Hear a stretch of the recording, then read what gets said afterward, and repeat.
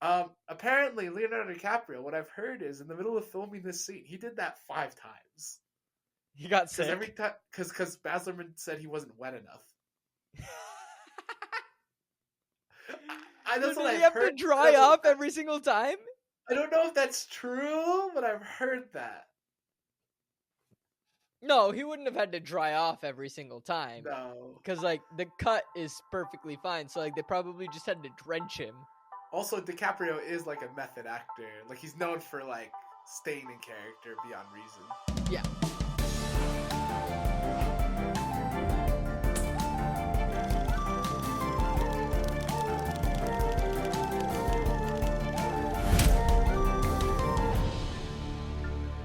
And what's up, everyone? My name is Stephen Nieman. And I'm Ankit and Madhira. And welcome to Flip the Scripts, an adaptation podcast, where Ankit and I go deep down the rabbit hole on an adaptation. This week, we are finishing The Great Gatsby. It's a deep rabbit hole. It is a deep rabbit hole. If you didn't watch last week, or if you did, and you're a normal watcher, you might notice we did this episode a little differently. We're kind of comparing a lot of Baz Luhrmann's aesthetic. There's a lot of things that Baz Luhrmann did that was correct in the adaptation world. There are some things in this part too, though, that he did differently than the book, and I'm not afraid to point them out. But we are more talking about the aesthetic, and we are not even halfway through the film in the adaptation conversation, so we are going to skip around a lot. But that's because there's so much about Gatsby that is correct, that we don't need to worry about. But we'll spend a lot of time talking about the ending today, and we will spend a lot of time talking about certain aspects of the production overall. Yeah, like, and it's just that they adapted it in terms of exactly what happens in the book. A lot of the same lines were even used in the film, which is why we're like, okay, if we just keep saying that, like, this happened in the book, this happened in the film, it's going to get boring pretty quick. So we're just changing up a little bit of how we talk about this one, because personally, and I think, Stephen, you agree, they did a really good job in terms of adapting it, taking the source material, so we are able to look at some of the other aspects of it. Now, just kind of giving a view into next week. So if you've been watching us weekly, which we really do appreciate if you have been, or if you're a new watcher and you have just started with us on Gatsby, that's amazing. Thank you so much for joining us again. We are now hopping back into a series. I'm so excited. We went away from series. We did 3 one-shots in a row. You should tell them what it is at the end of the episode. I will, but we're going to hop back into a series after this. It's a fun one, and it's one that Stephen has been wanting to do since we came up for the idea of this podcast. I will say, if you love this series, which I know you do, we are not going to spend... There are 13 books in this series, and it is all adapted. We are not going to spend 26 weeks on... No. We're not going to do it all at once. We are going to take breaks and do other one-shots. But you will experience, over the next half a year, maybe even a year, a wonderful conversation of a series that I love. But it does set us up for a really cool journey that you can track and follow. So, Ankit, because it is part 2, I have a question for you. I actually have 2 questions this time. 2 whole questions? One question is not based on the book. Okay, all right. Hit me with the first one. Who would you like to play in the movie? It could be anybody. Cool. There are 2 answers. One, Nick. I would like to play him because I feel like it's a challenging role to play, and I would be very intrigued for the challenge. Because I think it would be very fun to try to play a character, but at the same time, you have to try to be less of a character than everybody else while still being a character. So I just find that very intriguing as a character themselves. Yeah. And the second one is, I think I would do a really good job as Tom Buchanan. Ooh. But I think I need to be older for that.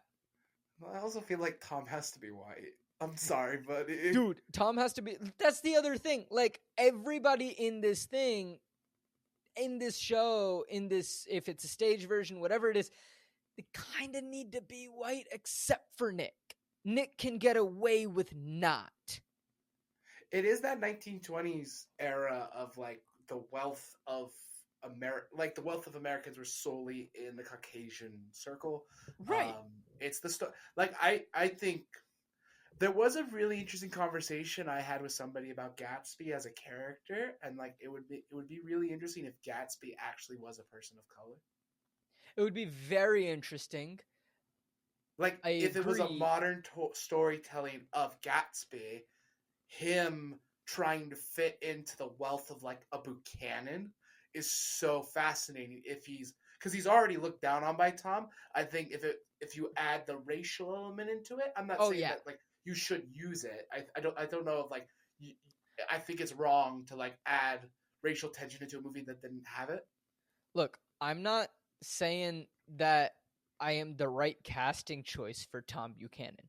I'm saying it would be fun to play Tom Buchanan. Yeah, I mean it's always fun to play the bad guy, isn't it? But like I see what you mean. But like, yeah, that's the other thing with this film is that like I kind of feel like all the rich people kind of sort of need to be white. I would like to play Wilson because I think it'd be really fun to play like he's kind of like an everyman. He's a hard worker, soul of the land.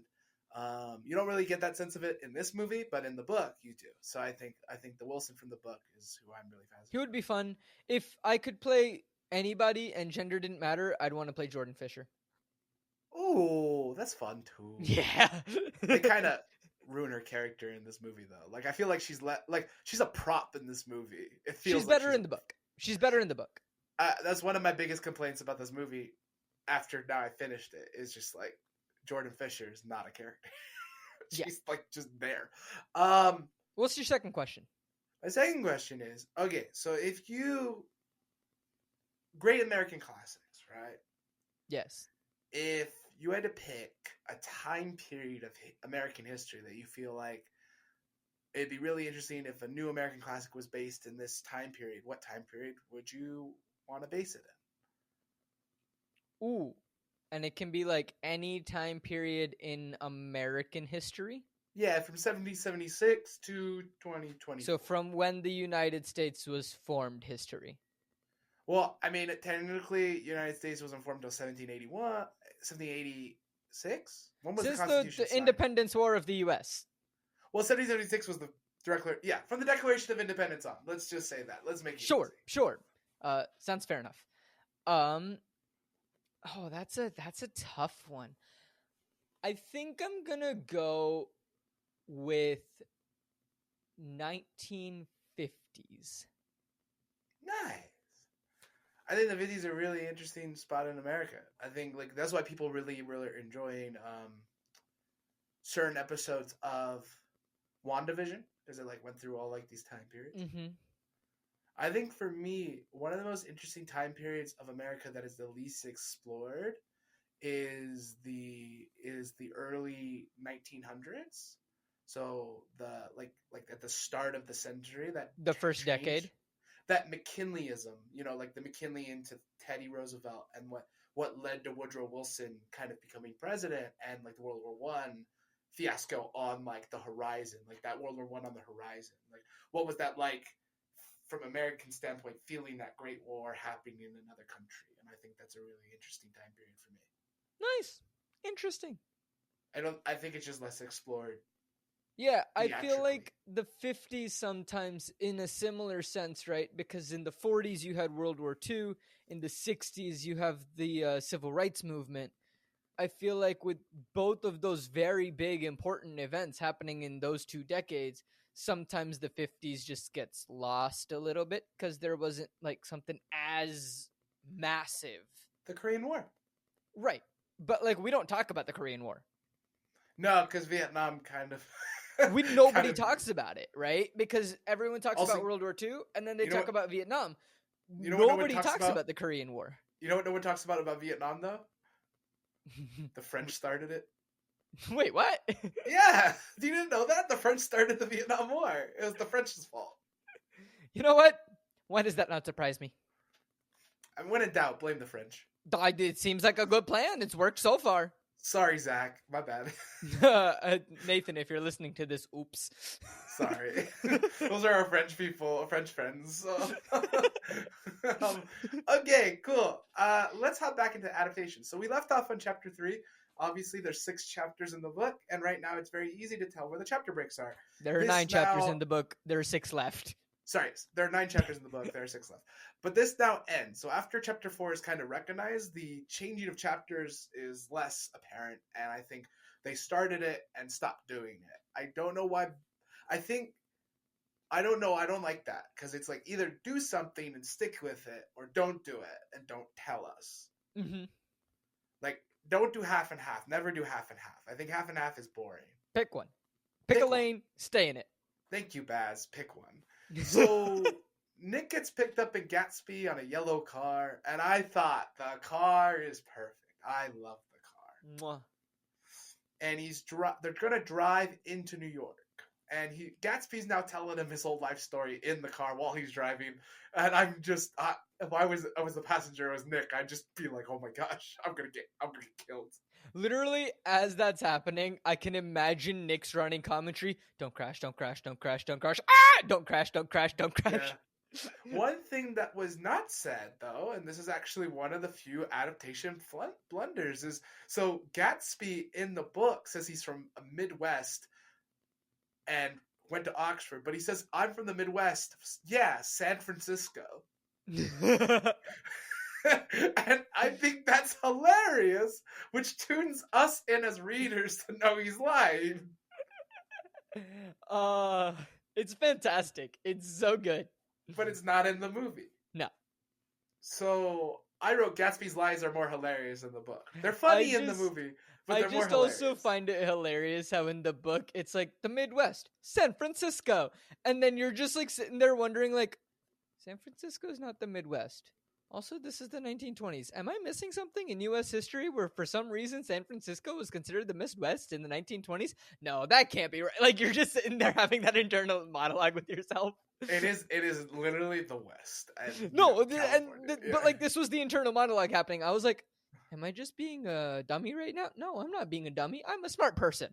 I mean, I think Gatsby just lies to see if people believe it at this point. He needs to create entertainment in some way, shape, or form. Yeah, so they drive through the Valley of Ashes to meet Meyer Wolfsheim, is what they say they're going to go meet. This is true, and you have to drive through the Valley of Ashes to go from Long Island to Manhattan, which is where they're headed. Gatsby gets pulled over, which does happen, but like in the book, it's more funny because they get pulled over and he actually does pull all the way over and then hands the cop the white card, and the cop gets all flustered and is like, yes, you can go. But in the movie, he's just like, flash the white card. Oh, you can go, Mr. Gatsby. It happens while they're driving. Yeah. I like the change. I'm happy with it. I think it's really funny and it keeps the scene going. Yeah. I like how Gatsby's like, it's fine. I don't need to stop. As we're driving over the bridge into Manhattan, they play the song New York, mm-hmm. like, which I'm like, it's the modern song, and like there's people drinking on the back of a car, and it looks very modern and out of place, and I was kind of like, what's the point? What's the point of that? Like, it felt like I was watching something that would happen in the modern day 2000s. You know what? That's completely fair. That's same thing that we complained about last week, and we're gonna complain about this week. I just don't think some of the music choices fit because it took me out of place, and like you said, it dates the movie. We know when it came out now. Yeah. So we meet Meyer, and right away I was a little upset because Meyer is supposed to be a Jewish name, and it's a Jewish actor. And it's not a Jewish actor playing Meyer. Hey, it's an Indian actor. Yeah, I get it. But also I don't respect it because Meyer Wolfsheim is a Jewish guy, and they literally call him the K word later in the film, which is a derogatory term for Jewish people. Oh, I think I missed that. Tom calls him that in the scene where they're arguing in the hotel. And it's the ice, it's hot and everything. Oh, that scene. Yes. Okay. He calls Meyer Kike. I won't say it online. Sure. But Yeah, it's a no, derogatory. I just completely missed that he said that word. I must No. have just turned away because at the exact scene that you're talking about, my parents walked into the room. Fair. It made me really upset that a non-Jewish actor was playing a Jewish actor. Like, it's cool to have it like representation's cool, but like Meyer Wolfsheim is a Jew. Yeah. If you're trying to make a statement that maybe F Scott Fitzgerald shouldn't have written like a Jew like that, fine, but that wasn't made clear. Right. So, and then we show up in the speakeasy, and again, more modern music and weird dancing, and it's like, okay. The speakeasy looks cool. I think the speakeasy looked lazy, texturally. Sure, I see what you mean. It felt like there was so much going on, but it didn't look like a speakeasy. Like, I've seen the images of like really good speakeasies in like the 1920s. I'm like, you could have made this like, you know how kind of they showed Tom's house and then they showed Gatsby's house, and Gatsby's house feels less because Tom's house is so big. Yeah. It feels like they've lessened the aesthetic of the speakeasy, where the speakeasy should feel on par. Like, it should be like Tom's house, the speakeasy, Gatsby's house on the top of everything. But the speakeasy should be freaking amazing, and it kind of just looks like a slum. Okay. I mean, I think it's still, personally, I didn't mind the speakeasy. Fine. I thought it worked fine. It is pretty much how I thought of it in the book, where, it is a higher end speakeasy, but like, you don't need to have like a membership per se to get in. I thought you did, because I mean, there were people in there that were like, maybe you did, but like, it did still feel like a higher end speakeasy. Fine. And I know I said that I didn't like the casting choice of Meyer. I did write, though, in my notes, just on another note, the actor did a good job. Yeah, fair enough. Like, I was mad about the casting, but the actor did do a good job. Sure. I could be mad at... You can be mad at the casting, but you can respect the job that was done. I can respect an actor for doing their job. Yeah. Of course. So, it's really interesting because, they spend this whole scene... in the book and in the film, this scene kind of leads into Tom and Jordan then meeting up for coffee, so Jordan can say that Gatsby wants to meet with Daisy. It's a whole cat and mouse game Gatsby's playing just to meet up with Daisy. Yeah, I find this hilarious in the book as well. I'm like, dude, you couldn't just ask your neighbor the favor? No. So, Daisy tells... Jordan tells Nick about the history of Gatsby, and we get to see a montage of everything, like the montage of Gatsby and Daisy relationship. We don't see this in the book, mind you, but this is I thought the montage was interesting. It's a really good choice. It's one of the few things in film that they can do. So we kind of get to see their full relationship, and even up to Daisy and Tom's marriage, and how he sent her a letter on the wedding day, and she tried to break it off. Mm-hmm. That, to me, I think was new information. I don't remember that in the book. That she broke it off? That she wanted to break it off with Tom because she got a letter from Gatsby on the day of the wedding. It was heavily implied. It was implied, but now in the movie it is like cemented. Explicitly stated, but it was heavily implied in the book. Yeah. So Nick says he'll do it. Daisy's kind of like weird about it, but he tells Gatsby that he'll do it, and Gatsby wants to take him to Coney Island or go swimming. There's this whole running gag about Gatsby wanting to take Nick on adventures, and he just does, and you just, as Nick, as the narrator, you experience it, and it's because to me, Nick is Gatsby's pet project. Is his pet project? Yeah. Okay. Like, he's a real wealthy man. I'm going to look after this guy, and I'm going to make him do all these wealthy stuff with me. Fair. I kind of saw it as, like, not necessarily like a project, but, like, Gatsby doesn't really have any friends. I think it becomes friendship later. I think it becomes true friendship later. I think Sure. it's still not friendship yet. I think it's that beginning stages of friendship. Yeah. Right? And it's that thing where, like, I don't fully know, but, like, it seems like I could be a friend with this guy.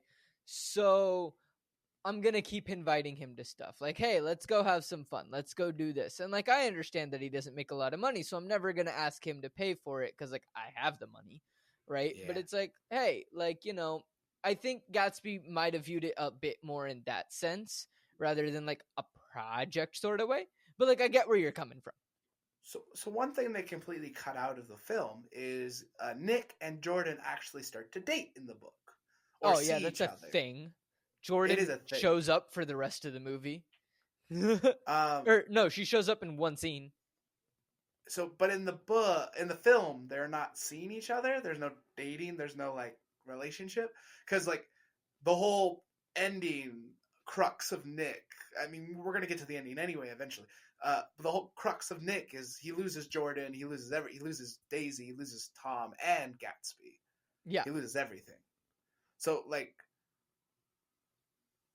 no one cares about Jordan in the film. It feels like she's not a real character. She's not as important.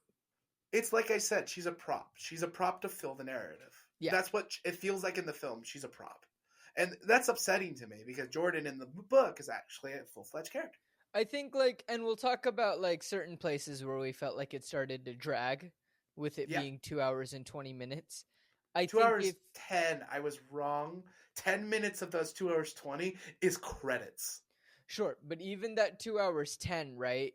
Like, we felt like at a point we were like, all right, like, let's get on with it.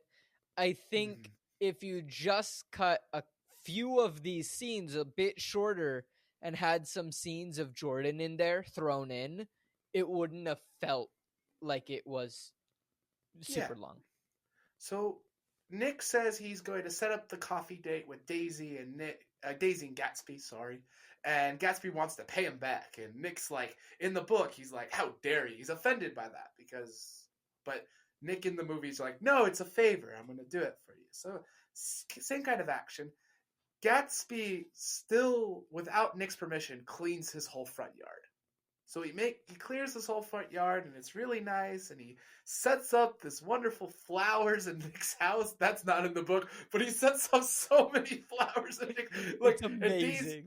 Daisy says a line that I didn't remember from the book. Maybe it's in the book. She's like, what? Because Nick's like, I have to tell you something. Daisy's like, what? Do you love me? And then she walks in the flowers, and she goes, I guess he does love me. She also was like, did you kill a greenhouse?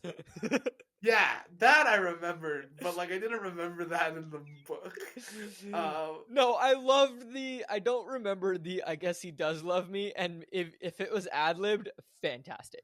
Yeah. Just like, they set up for a fantastic they walk in, Daisy walks in, Gatsby's gone, which does happen in the book. Gatsby decides to run around the entire house of Nick's and end up at the front door soaked because it is raining. Yeah, it's pouring. Apparently Leonardo DiCaprio, what I've heard is in the middle of filming this scene, he did that 5 times. He got sick. Every time, because Baz Luhrman said he wasn't wet enough. Did he have to dry off every single time? I don't know if that's true, but I've heard that. No, he wouldn't have had to dry off every single time. No. Because, like, the cut is perfectly fine, so, like, they probably just had to drench him. Also, DiCaprio is, like, a method actor. Like, he's known for, like, staying in character beyond reason. Yeah. So, Gatsby shows up at the front door and meets Daisy again, and they fall in love again, and they rekindle relationship. And after Gatsby acts like a teenager. Yes, Gatsby acts like a total teenager.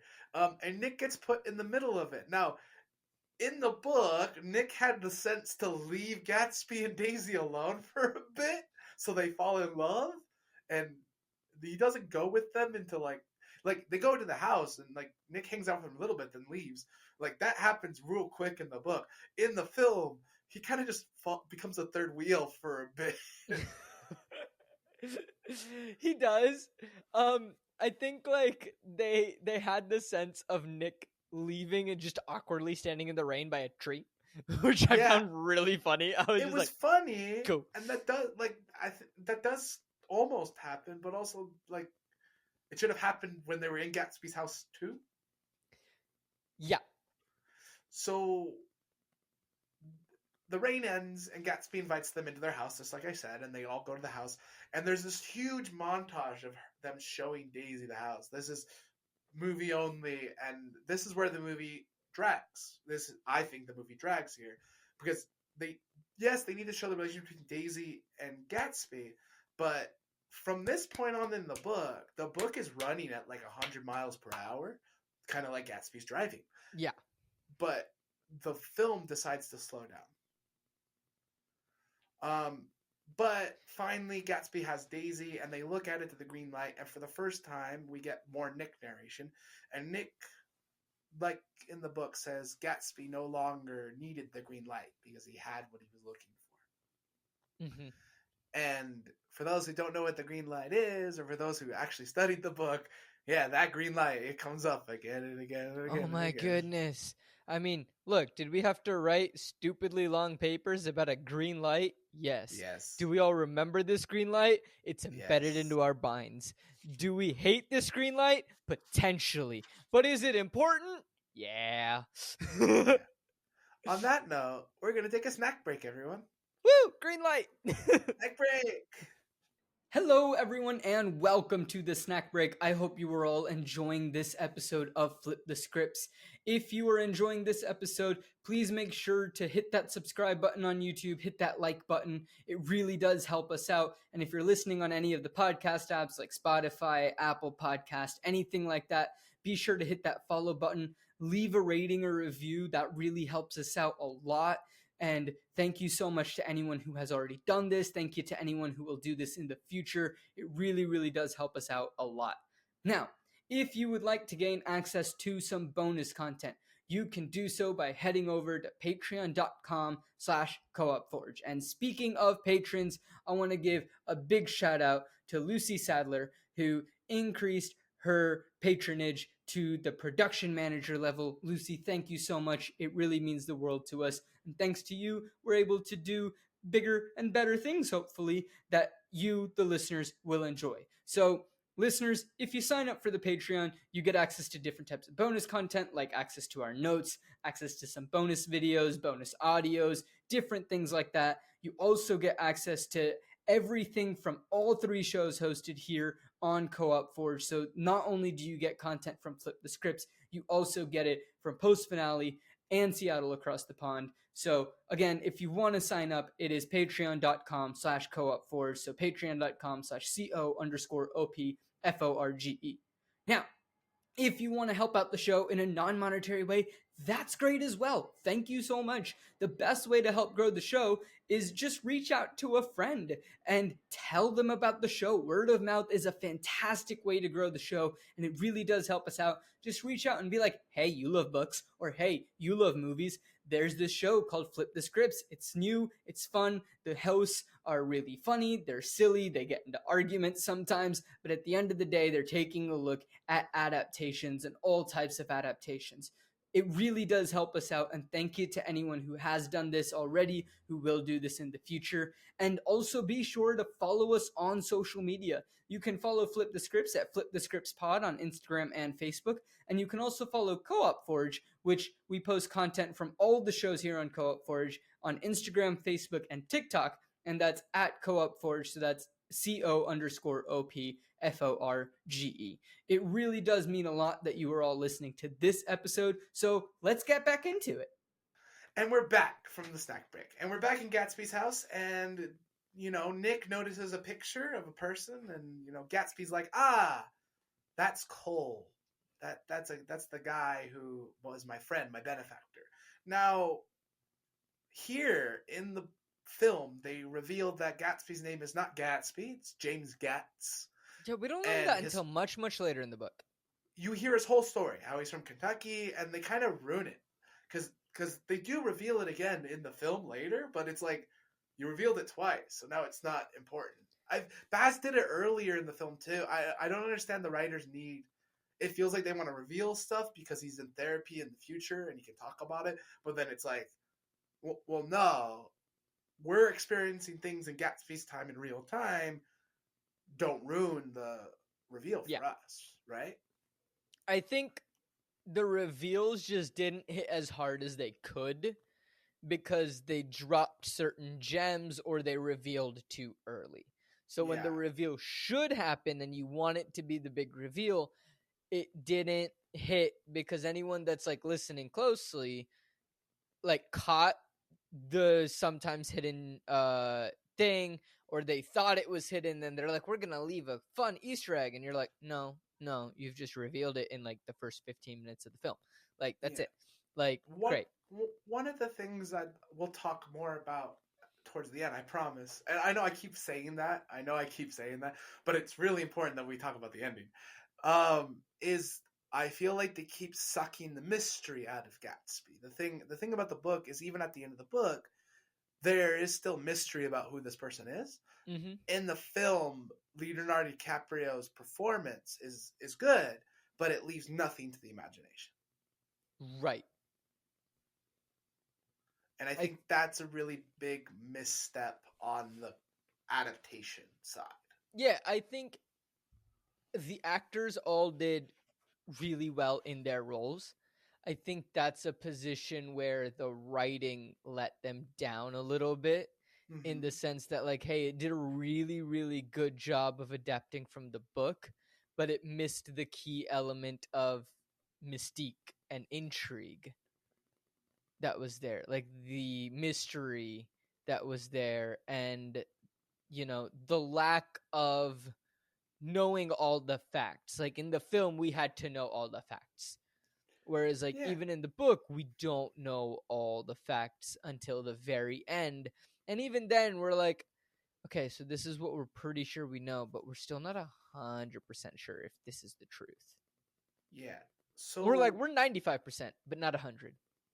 Here in the film, they kind of explain the whole thing about how Gatsby saves Cole and his name, and how he got his name. So in the film, Gatsby names himself.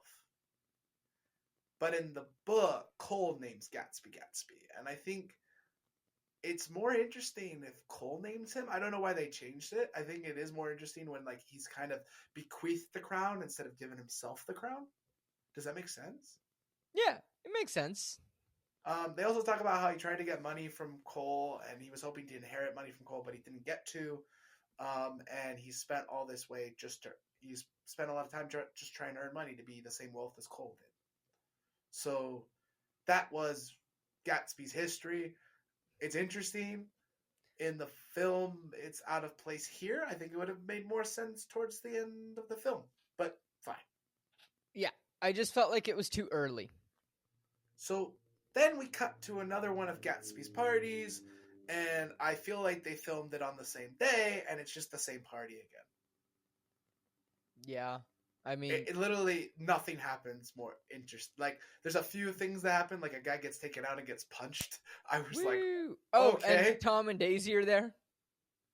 Tom and Daisy are there, and Nick and Jordan. Well, Jordan and Nick were at the first one too, but Yeah. 100%. They were filmed on the same day or within like 2-3 days of each other. Yeah, it just feels like the exact same party. There's no difference. It was the same week of shoot. There's no differences. Like it should be two different parties. It doesn't feel like it's two different parties. Right. And you can use a lot of the same people. You can use a lot of similar costumes for the extras. Yeah. But maybe place them in different places, have them be doing different things, like maybe have, the dancers are completely wearing something different. The entertainment is completely something different. It's the same entertaining group that you've hired to do the dancing. Like it's the same dancers, but they're just wearing completely different stuff. The music is just completely different because like obviously you can't change the location, but you can change the vibe. Yeah. One thing that keeps happening in the film as well is that Gatsby keeps getting interrupted by his like servant, and like more than in the book. Yeah, more in the book, but then he's like, "You have a phone call, sir," and he's like, "Yeah," and I'm like, this is boring. Like, you're making conflict out of nowhere that is nowhere. Like, Gatsby is this charming gentleman, and now you're showing this anger out of nowhere for the person who probably knows him the best, which is his servant. I don't know. I just felt like there was a lot of weirdness with There's like only this like servant 2 character. times that the servant, if I recollect correctly, in the book actually like is like, "Hey, you have a call." Yeah. It's very rare. And when it is, one, if I remember correctly, one of the times Gatsby's just like, "Not now, I'm with guests." Which does happen. And one of the times he does excuse himself and he's like, "Sorry, I must take this. I will be back." Right? Yeah, And it one of just the feels times is the line earlier where he's like, "Well, if Detroit is his idea of a small town, we don't need him." it just feels like it's a weird, like, I don't know, like, why? Fair. It felt The- like it was done too many times. Exactly. So then Tom becomes really easily suspicious of Daisy and Gatsby. Like, I was like it was like a shining sign. In the book, it's a little more subtle, but in the film, it is like a shining sign being like, he is sleeping with your wife. He is sleeping with your wife. If it wasn't clear, Tom, read the big sign. It has Yeah. flashing neon colors. So we get more romance of Daisy and Gatsby. They run off and they like make out by Nick's house, and I'm like, yeah, because that's the place to make out in the middle of a party, not like the thousands of bedrooms in Gatsby's house. That you can lock. No. Tree where anybody can see us. Tree, yeah. I mean, wasn't it like Ender's? Was it Ender's Game? No, it was The Giver, where it was like he had that dream about like taking that girl to the tree and making out. Is that like a romantic thing? Are we like romantically inept, Ankit? Do we not understand the romance of kissing by a tree in a forest? Dude, I don't know. Maybe. I didn't think that taking someone to a nondescript tree, not even in a forest, just a nondescript tree next to a building, is the most romantic place to, kiss somebody. But who knows? Maybe times are different now. Maybe times were different then. Something about trees, guys. Yeah. So we cut to more added scenes of the business workings of Jay Gatsby, and I'm like, this is not like we're not supposed to know anything about his business thing. Once the romance stuff happens with Daisy, that it's just we're on a roller coaster to the end. Like, it shouldn't stop. This is feel like we're stopping. So then later, Nick and Gatsby are talking. And Gatsby talks about how he wants to recreate the past. He wants Daisy again, just like he used to when they were in Kentucky. And Nick says, "You can't recreate the past." And I thought this line was really well done. I'm not quoting it correctly, but it was just really well done. And well, it's one of the main morals of the book, and I'm glad they kept it in the film. It's the idea that you can't, once something happens, you can't recreate it. Right. You can't. Don't get stuck in the past. You can't recreate it. You can only move forward. And I think, that is where the downfall for Gatsby happens. It's his monkey's paw, if you will, or his Grecian fault. His, what's that called? What Oedipus had. The Oedipus complex? No, he doesn't have an Oedipus complex, but he has a tragic flaw. He has a tragic flaw. That's his tragic flaw. Oh, that's his tragic flaw. I was like, where are we going with this, buddy? He didn't want to sleep with his mom and kill his dad. No, that's the Oedipus complex, everyone. Yeah. Normal Greek mythology, which I get to teach to kids in a few weeks. Woo! Hey, do Medea. That's a really fun one. No, I'm doing the Percy Jackson musical as a summer camp. I hate you. I want to to do Percy Jackson musical. You can help me write the script. Yeah. So, woohoo! Then we cut to the full backstory of how Gatsby met Daisy, and there's this like cool gray aesthetic of the past, and yeah, you don't get this in the book. This is film only. Again, most of the backstory stuff or montage stuff, it's what you can do with the film. I have no complaints. I enjoyed it. I enjoyed that, we just get to see a little bit. I didn't feel like this was too long. It was just like, hey, Daisy's parents threw a party for all the soldiers, and Gatsby was one of the soldiers, and he went to the party, and he met Daisy at said party. Go! So after forgetting about the psychiatrist office for like half the film, because we haven't been in it for a while, I was so happy. We cut back to it. And why? I was like, oh, I don't want to be here. No one wants it. So then from there, we go into a full love montage with weird music again, because Baz loves his weird music. Sure. Go for it, Baz.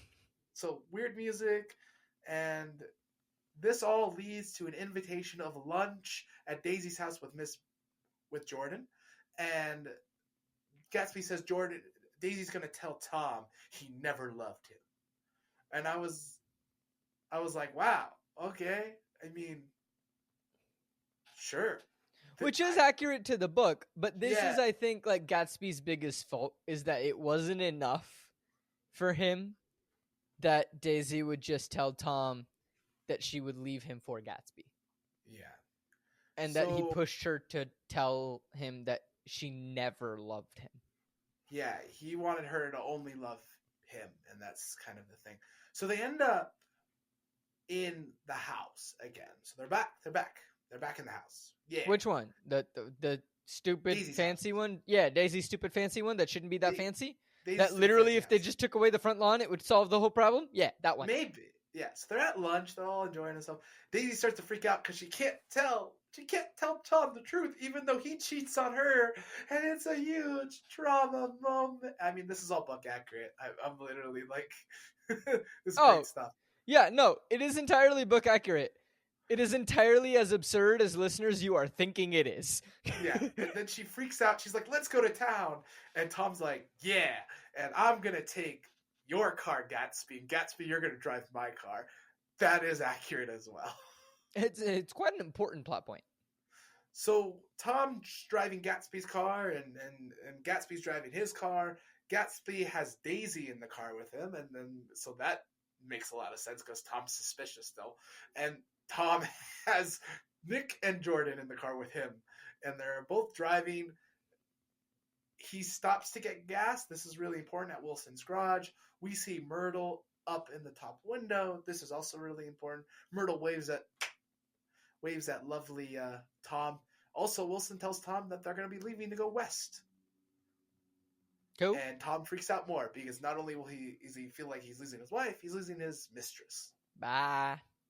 So this is all book accurate. And so then they have a race, which like this did not happen in the book, but apparently we needed a drag race here in the middle of the story. Honestly, cool.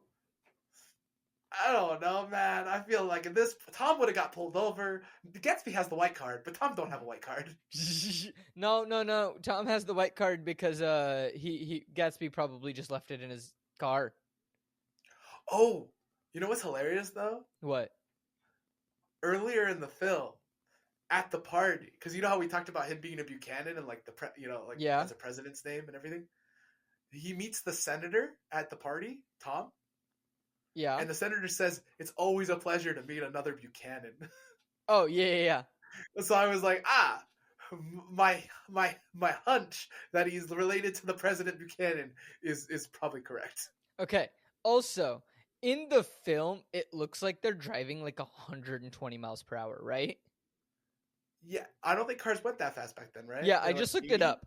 Do you want to take a wild guess at the average top speed of a car in the 1920s was? 60 mph. Not too bad. 45 miles per hour. Early in the decade, race cars were limited to about 60 miles per hour. But towards the end of the 1920s, it was about 100 miles per hour for a race car. Not what they are in. No. Which are very nice cars. Gatsby might have paid for his car to be able to go that fast. Gatsby's car, fair.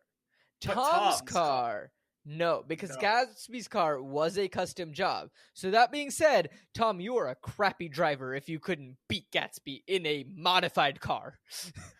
So then we're in the Plaza Hotel, and I was like, you could tell it's the Plaza Hotel. And I was like, man, how much money did the Plaza Hotel pay for their hotel to be in this movie?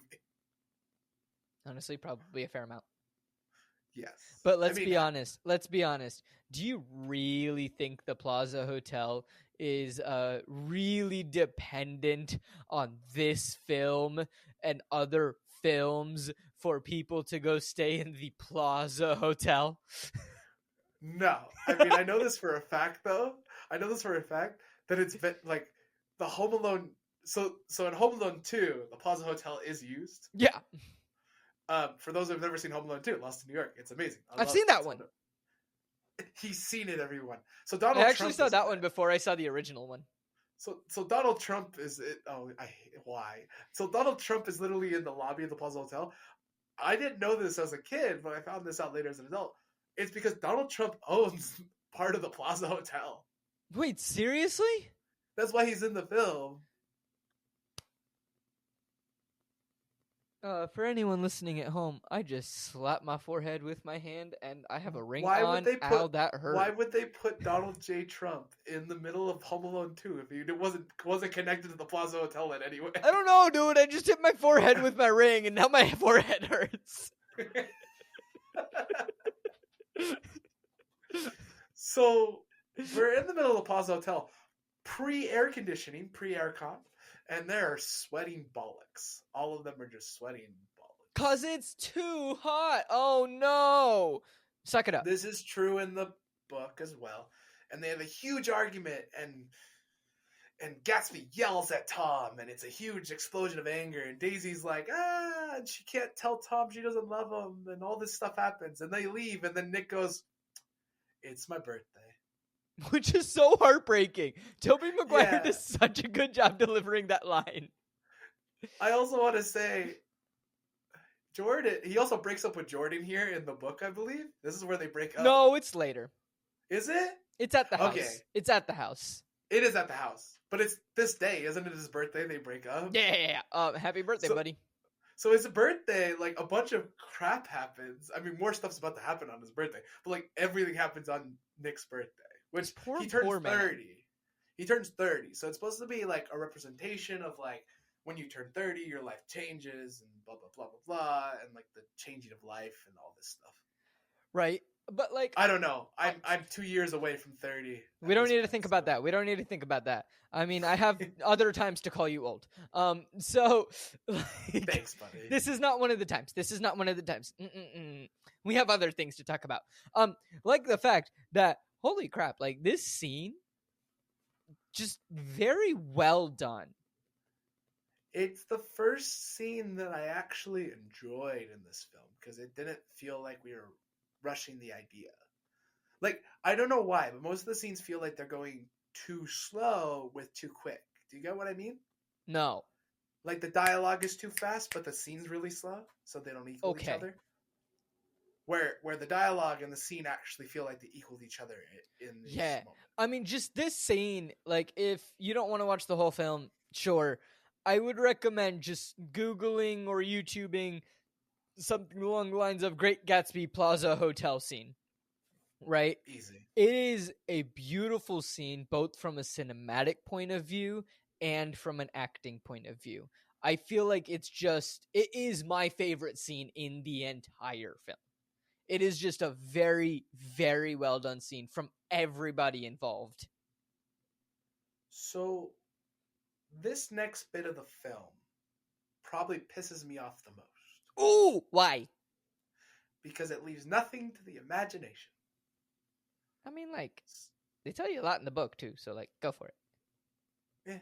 So, we're driving back to the Valley of Death, and all of a sudden, Myrtle is being beat up by her husband, Wilson, because he finds out she's cheating on him. No, he finds out that she's cheating on him, not she finds out she's cheating on him. He finds out she's cheating. Yeah, I'm pretty sure that she knew that she was cheating on him. And a yellow car comes speeding in through the Valley of Death, and she thinks it's Tom because Tom was driving the yellow car earlier.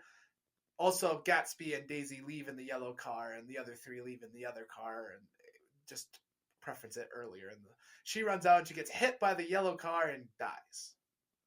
And Cool. it drives away. This is where it leaves nothing to the imagination. It's because of one specific clip in this scene? What? Because of the one specific clip in the scene? Yes. Okay. Because we don't see any of this. We don't experience any of this. Because what we experience in the next part is Nick, in the book, is Nick showing up post-Myrtle being hit by Gatsby's car. And then them finding out it was a yellow car that hit them. And the only one who drives a yellow car in the book is Gatsby. So we find out it was Gatsby who hit them. Right. Hit her. And I think that's more interesting. The mystery's there. There's no mystery. I mean... Also, the way they showed it... Yeah. Automatically gives away who was driving. Exactly. Book, and that's what pisses me off more. Because in the book, there's this idea that Daisy could have been driving or Gatsby could have been driving. And Gatsby says Daisy was driving, but he's going to take the blame. But we never know if that's the truth. We don't know if that's the truth. And I think that's a really interesting place to be as a reader. But in the movie, they showed it, and we could tell Daisy was driving because the way Gatsby grabbed the wheel when it happened. Exactly. And that's this clip of it that pisses me off more than us seeing the yellow car hit. Fair. Right? Because they've done it in other times, kind of like in the flashback sequence, etc., right? Where like we see some things that we only hear about in the book. So I wasn't as pissed off that like we see Myrtle run out into the street, get hit by a yellow car, and then it drives off. Because we learned that very quickly in the book. Fair. Right? So I wasn't pissed about that. I was pissed that they included the clip of Gatsby leaning over to try to pull at the wheel because it does give away that Daisy is supposedly the one driving, whereas it's never confirmed other than just Gatsby saying it that Daisy was the one driving. So Tom then shows up and comforts Wilson and tells Wilson about Gatsby, and he kind of blames Gatsby. He kind of makes it seem like Gatsby was the one cheating with Myrtle to Wilson, and he throws Gatsby under the bus. Now this does happen in the book, but later it does. Like Nick's not present when it happens. It's a bit. Well, Nick's not present when it happens now either. No, but I understand they need to kind of conglomerate the scenes because they're building to this moment. It technically is two different scenes, but the issue that I have with it is again the air of mystery. Yes, it doesn't. We don't know that Tom told him until Nick kind of pieces it together, but Tom Tom vaguely confirms it, but doesn't confirm it. And it doesn't even happen until afterwards when Tom runs into him in New York again. Yeah. That's when he pieces together, like way in the future of the book. Way in the future. Nick ends up back at the front of the house, Daisy's house, and Tom goes in, Jordan goes in, and that's where supposed to have a breakup. But they never got together in the film, so whatever. And he meets DiCaprio. He meets Gatsby in the middle of the garden, just waiting outside. He's just chilling outside. Which is what he did. This leads to another scene where he's like, Gatsby, you should run away. Like, you should go. And Gatsby won't leave. This is true in the book. And then he learns the whole truth about Gatsby. But it doesn't matter because we've learned the truth about Gatsby a lot earlier in the film, continuously throughout the film. I think if you allowed this truth to hit now, it would have made the film just significantly stronger. Like, it was already a strong film, but if, like, all those scenes that you had in other pieces of the film, especially, like, the whole sailing thing and how he sailed around the world and everything, I think if you had that now, it would have been significantly stronger. Like, you can still literally have the same scenes, just place them in a different part of the film. Yeah. And then they say goodbye to Gatsby, and I was like, wow, they're really laying on the ending quick. I understand that many people have probably read the book, many people know the ending, but for anybody who's never seen it, spoiler alert, we're about to get there. Gatsby dies. Wait, what?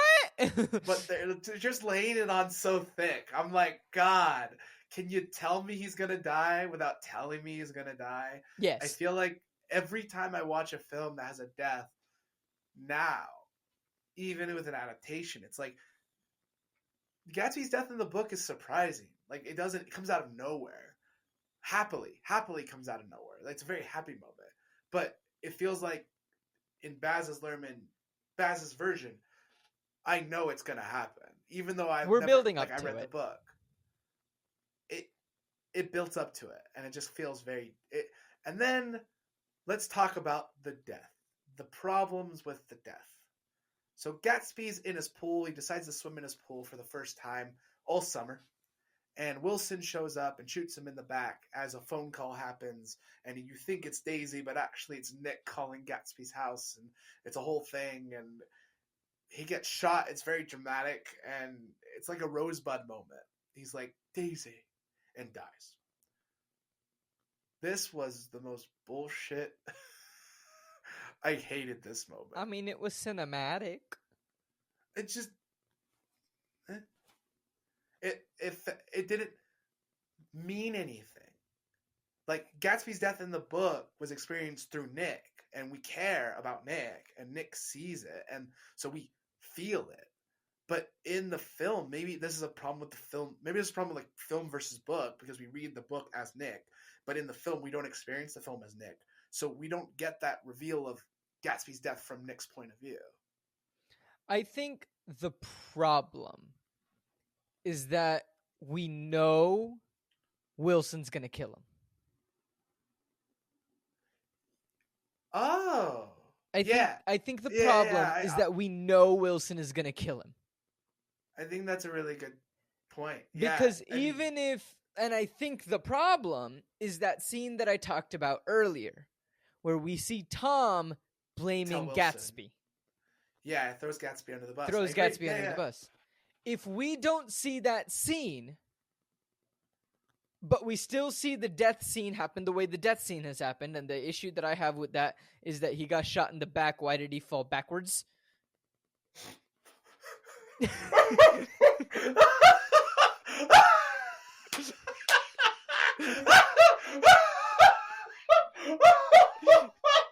not how physics works. I didn't even think about that. Oh my gosh, that's beautiful. Oh my god. Oh god.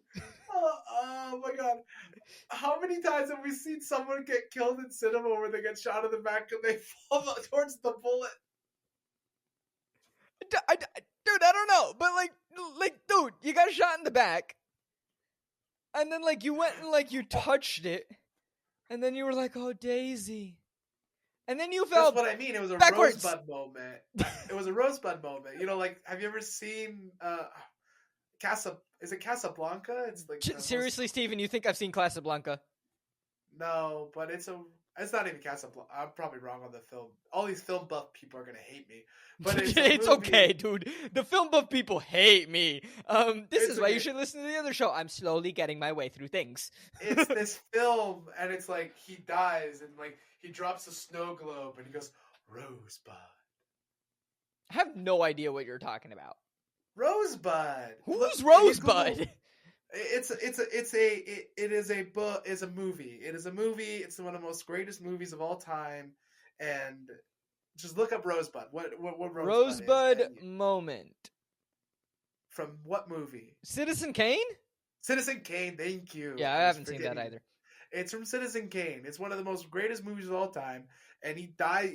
That's how he dies. He's like Rosebud, and he drops the snow globe. And that's what it felt like. It felt like DiCaprio wanted his Rosebud moment. And he got it. But anyway, what I was saying, right? Other than physics not physicking. So like if you just see Wilson come up, he kills him.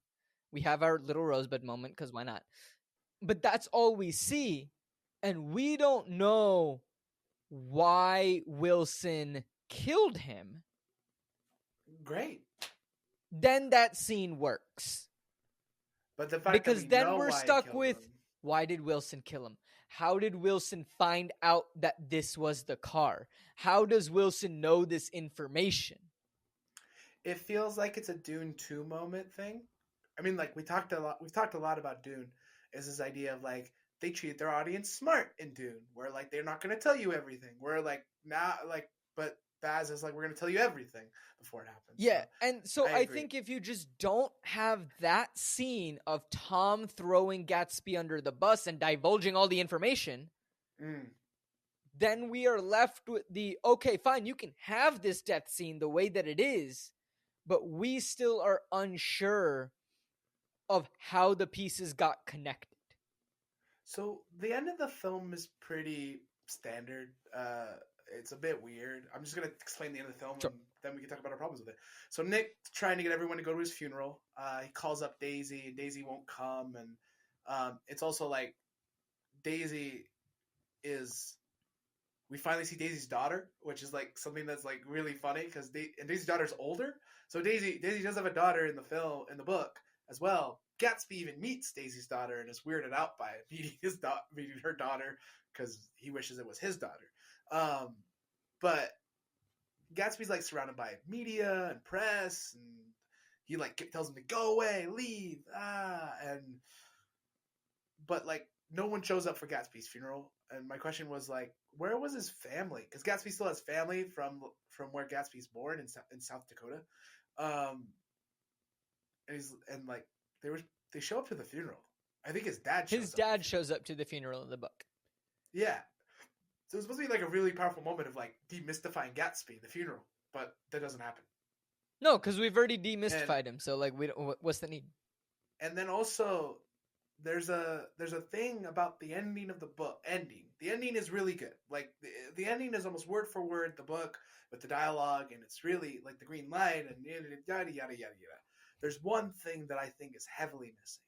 Daisy and Nick run away. We know Daisy and Tom run away, and Nick is supposed to run into Tom again, and that's when he figures out what we talked about earlier. Mm-hmm. But also at the same time, he mentions that this is a true Western story set in the Eastern area because all of these people are from the West. All these people are from the rural upbringing of the West. Yeah. And so this is supposed to be from like, Louisville. They're from South Dakota. They're from like Chicago. Like, you know, they're from the Midwest and the West and things like that. Like, they are not East Coast elitists. Yeah. And it's supposed to be like a big representation of like what the West is, the freedom of the West, and it's a metaphor of the book that F. Scott was bringing and adding to the book. It's not mentioned in the film at all.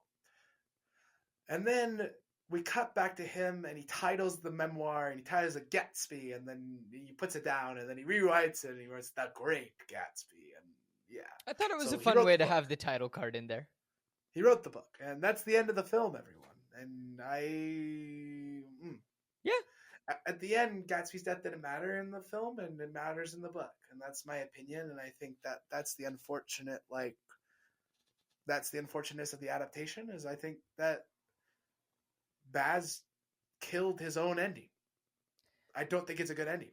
I think he killed his own ending in two ways, and I agree with you, because I just found myself feeling a little flat at the end. Like, overall, I still really enjoyed it as an adaptation, right? And overall, I was still really happy about it. But, like, kind of as a film, I was just kind of like, it's just fallen flat because you have given us too much information about Gatsby too early. Mm-hmm. And there's no mystery and piecing together about the death. We know exactly why the death happened. Okay, so now we're going to rate it. So, Ankit, what would you rate the film as a film, not an adaptation, on a scale of a 1 to 10, buddy? Probably like a 7.5. I was going to say 6.9. Sure. I like the film. I'm not really a big fan. I found myself bored. Yeah, I enjoyed it in the sense that, like, it was fun, it was different, but then maybe I've just seen too much Baz Luhrmann, so like I know. Yeah, I haven't, right? And like, or maybe I haven't not realized it, because that happens a lot to me. Where you tell me that it's a director, and I'm like, oh, okay, like I didn't realize that this person directed the film. Fair. So, yeah, Yeah, I thought it was like a pretty decent film. I did enjoy it. It's not something that I would like 100% go back to necessarily, but I felt like the character portrayals were well done. I never felt like nobody fit their character, like the casting was well done and things Yeah. like that, right? So like that's why I would rate it a bit higher than some of the other films, just because I was like, all right, at no point did I feel like, why am I watching this? It just felt long at parts. What would you rate it as a book? Scale of 1 to 10. The Great Gatsby. 8.5. Now that you've not been forced to read it. 8.5. Yeah, I want to give it an 8. Like, I mean, to me, like, when I was forced to read it in high school, I didn't like it. When I was forced to read it in high school, it was a 4. Like, I despised it, but now that I've, like, gone as an adult, I find it very fascinating. I think it drags. I think it's a really hard read. I think, like, it's a very short read, but it's a very weird read. I think, for me, and the reason that it's an 8.5 and not an 8, right? Because I see where you're coming from this. Once things pick up, yes, it gets really interesting, and I'm like, I don't want to put this down. From chapter 5 on, I would say. Yeah, so like the second half of the book, incredible, like fantastic. I agree. From about when the favor is revealed by Jordan to Nick, from then on, I'm like, I'm invested. Like, what's going on? Let's go. Getting to that point is a slog. I get you. I mean, the party's interesting, but reading a party and seeing a party are two different things. What would you rate it as an adaptation? Now, we've talked a lot about how dialogue is good and the character casting is really well done. And there's a few things that they changed here and there, but it's minor things. But at the same time, the aesthetic battled the book a lot. So in that sense, some of the stuff I'm really happy about, some of the stuff I'm not happy about, and I what are you rating it? You should give us an answer. I'd give it a 5.5. 5.5? Like, I know it sounds weird. Like, we've talked a lot about the good stuff about it, but like, I think because the aesthetic battles the book so much, and I don't feel like I don't feel like it was trying to be a faithful adaptation. Sure. I want to give it a 5.5. That's fair. I would probably give it a 7. Okay, you and I took it way differently. Okay. Way differently, right? And my thing is that they stuck to the story a lot better than almost any adaptation that we have seen. You're right. Characters themselves... Maybe I'm being a little too harsh. Maybe 6.5. Yeah, like the characters themselves are still the exact same characters. I agree. I think it's also really interesting. Tobey Maguire's a really hard actor for me to watch, I want to say, too. How dare you to besmirch Spider-Man like that? I love Tobey Maguire as Spider-Man. It's hard for me to watch him as anything else. Because you associate him with Spider-Man? And I don't mean it like that. Like, it's like watching Daniel Radcliffe in anything nowadays. I don't know. I thought he did fantastic in, whatchamacallit, Weird. I haven't seen Weird. Oh, dude, watch Weird. The Al Yankovic story, great. Very fun. It's like a parody on all these, like, biopics. That's fun. Daniel Radcliffe is great. So, yeah, I agree with you, though, Ankit. I think, yeah, the narrative was very well done. The narrative was very, very well done. And that's why I want to give it a 7. Because I agree with you that the aesthetic, it took me in and out of it at points. If the aesthetic was very, like, consistently the book, like it felt like F Scott Fitzgerald's book, like this could have easily been the highest rated adaptation we've ever seen. 100%. This could have beat Hunger Games 1 on adaptation scale. Oh yeah, I think the biggest problem for me is the two things that we've discussed. Is that one, the reveal of everything about Gatsby's life happens too early. Mm-hmm. So we lose the mystery on that front. Yeah. And two, the death falls flat. I agree. And that is our thoughts on The Great Gatsby. Do you agree with us? Do you disagree with us? put that in the comment below. Send us a message. If you hate us, hate us. If you love us, love us. I mean, like, if you hate us, tell us why. We'd be curious. Yeah.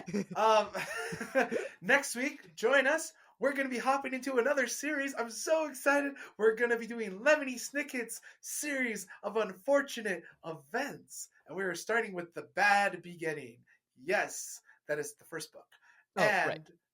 So, we're going to be doing the Netflix series, the first 3, and then we're going to take a break. Then we're going to hop into the movie. Wait, there's a movie? We only did the first 3 books. Yeah. So the first 3 novels were done as a TV show by Netflix. Is that the Neil Patrick Harris one? Neil Patrick Harris. There's a Jim Carrey version, which is a movie that also does the first 3 books. Great. All put together. And Stephen, just a reminder, Neil Patrick Harris, Leonardo DiCaprio, 2 very different people. Exactly. And then after that, we will take a break from Lemony Snicket. So Ankit and I have talked about this because it is a long series. It is 13 books long. We are going to be doing 3 books at a time. So you'll get 6 episodes of Lemony Snicket, and then we'll do like a one-shot. And then we'll hop back into Lemony Snicket. Yeah, so like we're going to spread it out. If you're curious on what the system is going to be and what is going on, just follow our Instagram. I will try to do a better job on Co-op Forge, so CO_OPFORGE, and on Flip the Scripts pod, both on Instagram. I will try to do a better job of putting up more of a schedule of what is coming out when, and I might just be like, all right, at the beginning of the month, this is what we're doing for the rest of the month kind of deal. And then in the middle of the month, maybe just like an update. I will be trying to do a better job of that. Sorry for anyone who I haven't done that for. But yeah. That's fine. So we're really excited. We're going to hop into The Bad Beginning Part 1 because we do split every book into 2 parts. So we're going into The Bad Beginning Part 1. And then from there. Cool. I'm not going to lie. Continue. I know I kind of read those books, but I don't know if I ever actually read those books. Well, we're really excited to see our opinions on those books. So we'll see you guys next week for The Bad Beginning. Bye. Bye, everyone. Hello, and thank you so much for listening to this episode of Flip the Scripts. Flip the Scripts is created, hosted, and produced by Ankit Madhira and Stephen Nieman. Our editor is Sebastien Hollich. The art is by Kshitija Madhira, and the music is by Sebastien Hollich. If you like the video, you can click to listen to the next part, or if it's not out yet, you can find one of our previous episodes. Or if you want to check out some of our other content, here's a fun video from another one of our shows. Don't forget to subscribe, hit that like button, comment, and hit that bell icon to get notified of all of our content when it releases. Subscribe to our Patreon if you want bonus content.